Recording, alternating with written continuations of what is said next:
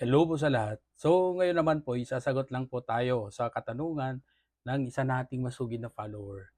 So, ang tanong po niya is eto, Sir, what if nagkasagutan yung empleyado at manager tapos tinanggal yung empleyado, babayaran po ba siya? So, in short, gusto lang nating liwanagin itong katanungan niya. So, ang tinatanong niya is that what if nagkasagutan yung empleyado at manager tapos tinanggal yung empleyado? So, babayaran ba siya ng kumpanya yung empleyado na to or pwede ba ring matanggal yung manager?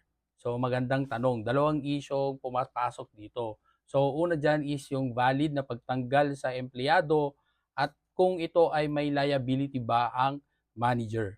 So una dyan would be babayaran ba ang kumpanya yung empleyado? So depende kung ito ay legal or illegal dismissal. Kasi kung illegal yung pagtanggal, so halimbawa simpleng sagutan, walang serious misconduct, walang due process, walang notice at hearing sa ilalim ng ating labor code, kumpanyang magbabayad, hindi ang manager.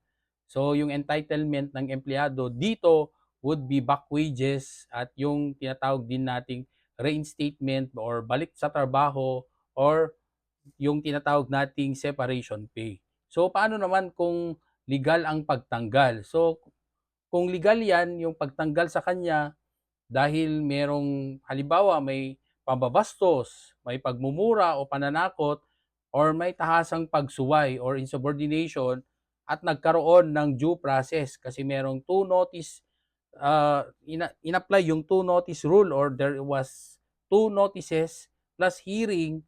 So ang resulta that would constitute a valid dismissal at walang separation pay pero may final pay pa rin ha. So alalahanin, separation pay ang wala pero may final pay pa rin. Yung kasali dyan, yung kanyang sweldo, yung leave credits, or anumang benepisyo na in relation to his or her work. So, next question would be yung pwede bang matanggal din ang manager na sumigaw or ano yun, yun, kinasagutan ng empleyado. So, pwede. Okay, kung may kasalanan siya.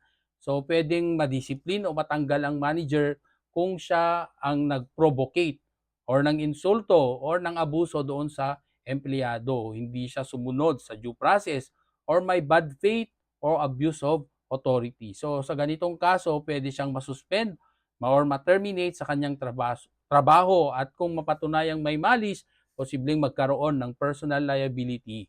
So, pangalawa is hindi agad matatanggal kung ginampanan lang niya ang kanyang trabaho kasi nagdisiplina lang naman siya ng maayos or may valid ground laban sa empleyado. So, Attorney Kid Castro po, panatag ang loob ng taong may alam. Hanggang sa muli.